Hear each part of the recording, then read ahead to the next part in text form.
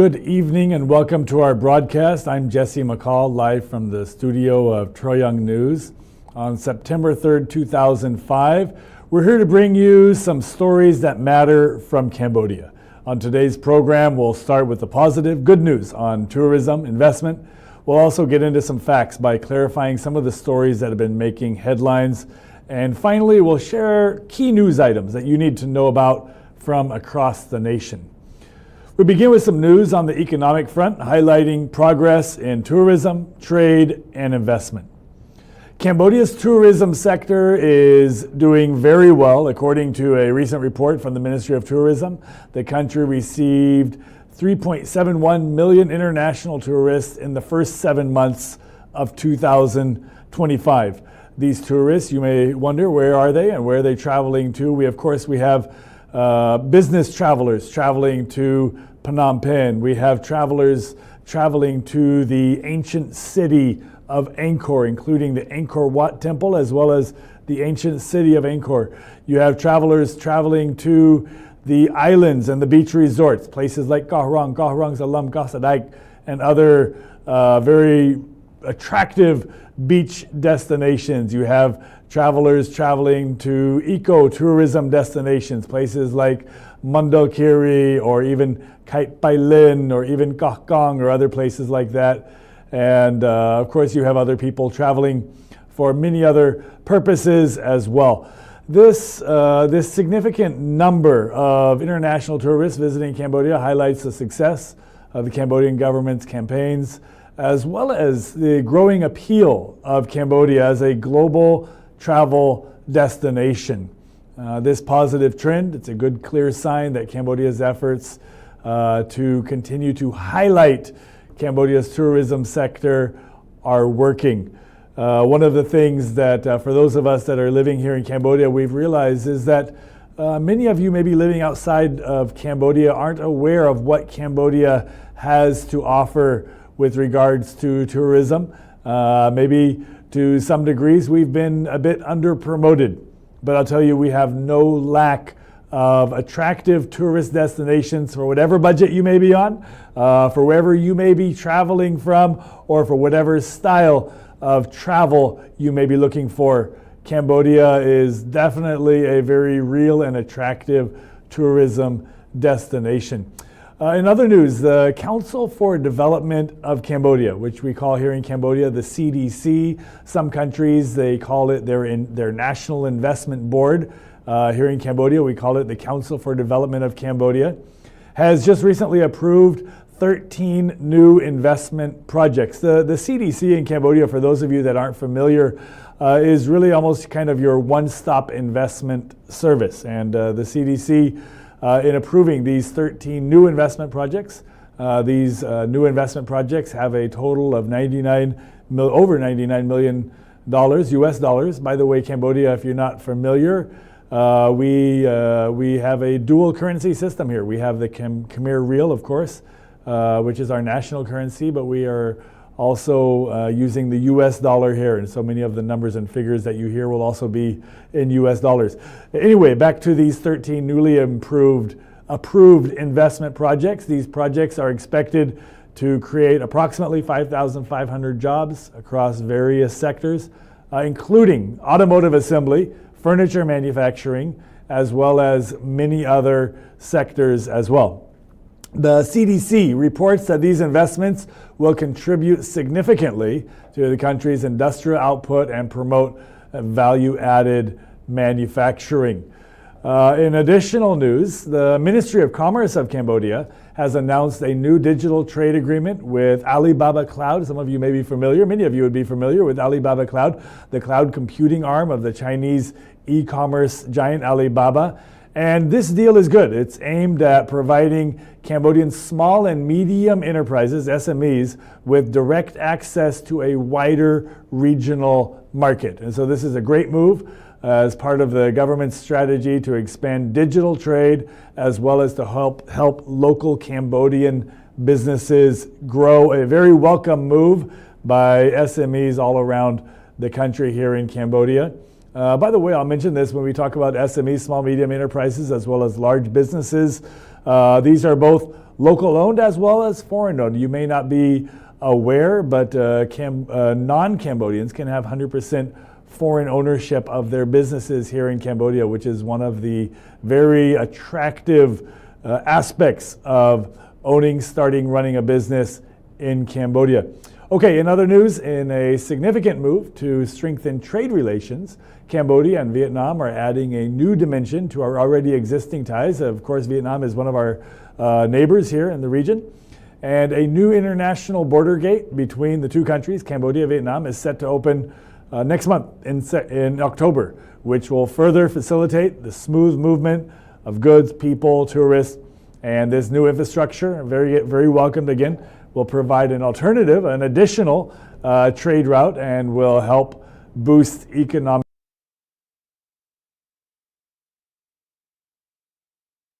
activity. So this is some good news for you. In addition to this, it's also important that we address some of the stories that have been making headlines and provide some important clarifications for you.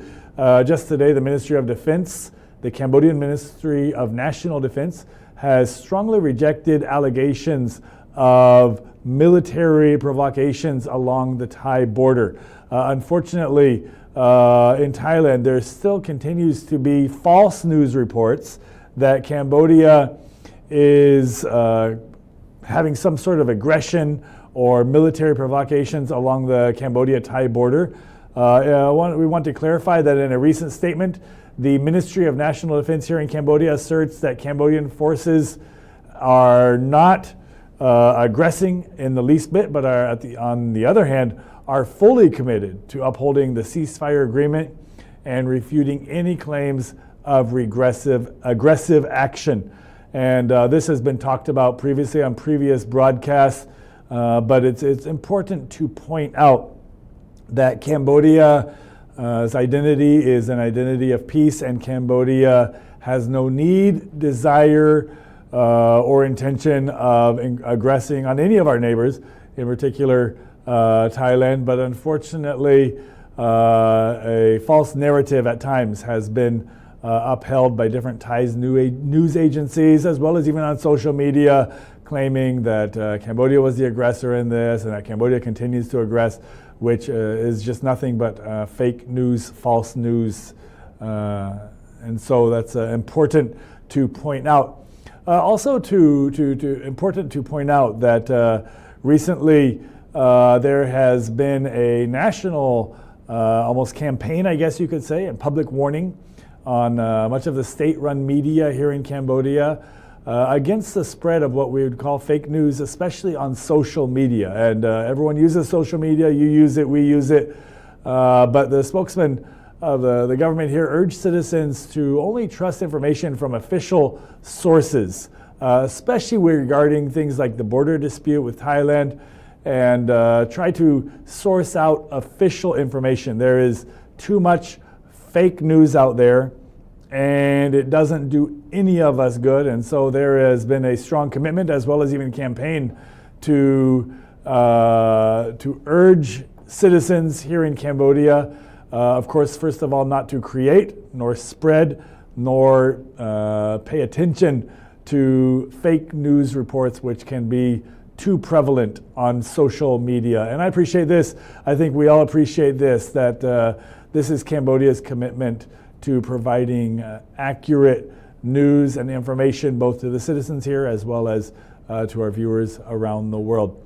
Also, important news item to understand, the Chinese embassy in Cambodia has released a statement to reaffirm its commitment in providing $2.8 million in humanitarian aid. And this statement clarified that the aid is intended to help displaced Cambodian families, and it's done as a sign of continued bilateral support. There have been some narratives that different international allies of Cambodia are withdrawing support. And obviously, the aid from China, we've had aid from Japan and other nations here over the last several weeks, is in direct contradiction to these false narratives that for some reason, Cambodia's international allies would be withdrawing support. So it's important to point out that any of these news stories of Cambodia losing international support, Cambodia's international allies withdrawing support, are nothing but false news stories. And we can see that through the $2.8 million in humanitarian aid from China. It's also another important news item is that there is what we call a joint interim observer team. And this joint interim observer team is an international team from the ASEAN nations as well as some other nations that are observing the activities on the Cambodian-Thai border. And just recently, a positive report on their mission to the Cambodian-Thai border locations was given. And this positive report confirms that Cambodia has largely adhered to the ceasefire and also directly refutes claims that there are ongoing clashes. And this joint interim observer team has provided a very good factual counterpoint to various rumors. And it's good to dig into what they're saying and their reports because they're providing a very unbiased and factual perspective. Okay, finally, a few more important notable news items that would be of interest, especially to our international audience. First of all, Cambodian Prime Minister Samdech Tapatay Hun Manait has returned from China after a high-level meeting where there was also high-level meetings with Chinese President Xi Jinping. The two leaders reaffirmed their ironclad friendship and agreed to strengthen cooperation on economic, military, digital fronts. This signals good, strong political, economic ties. It's a key diplomatic update for everyone. And I'll say this, Cambodia is a country with 17 million people here in Southeast Asia. It has for decades been Cambodia's desire to be able to have good positive relationships both with the West and the East. And you can see this if you follow Cambodian history, if you follow Cambodian politics, if you follow where Cambodians are living and being educated around the world, not just here in Cambodia, you'll see that Cambodia has always desired to maintain good relationships both with the East and with the West. And Cambodia is not interested in playing only to one side. And so we appreciate what was called the ironclad friendship between China, and also appreciates the relationships that Cambodia has had with many other countries, both in Asia as well as in many of the Western nations as well. And a final news item that just want to bring to your attention, it's good news, is that in 2026, there will be what we call the Francophonie Summit that will be hosted here in Cambodia. Cambodia will be the host, and there are numerous preparatory meetings being prepared for the 20th Francophonie Summit, which Cambodia will be what we call the Machate, the host. And this is good for the world. This is good for Cambodia, and Cambodia is looking for that. There has just been a recent interministerial meeting for further preparations for this summit. And Cambodia plays a significant place on the world stage and is looking forward to being the host of the 20th Francophonie Summit. Not too far away. 2026 is just around the corner. So we thank you for joining our broadcast today. That includes our broadcast for today.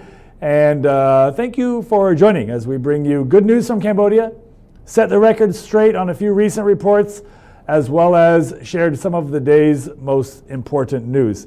We'll be back again soon with more stories that matter.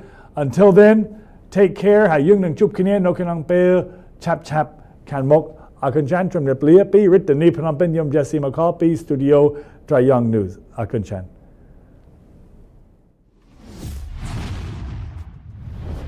ត្រយងនាំសារពិតគ្រប់ទីកន្លែង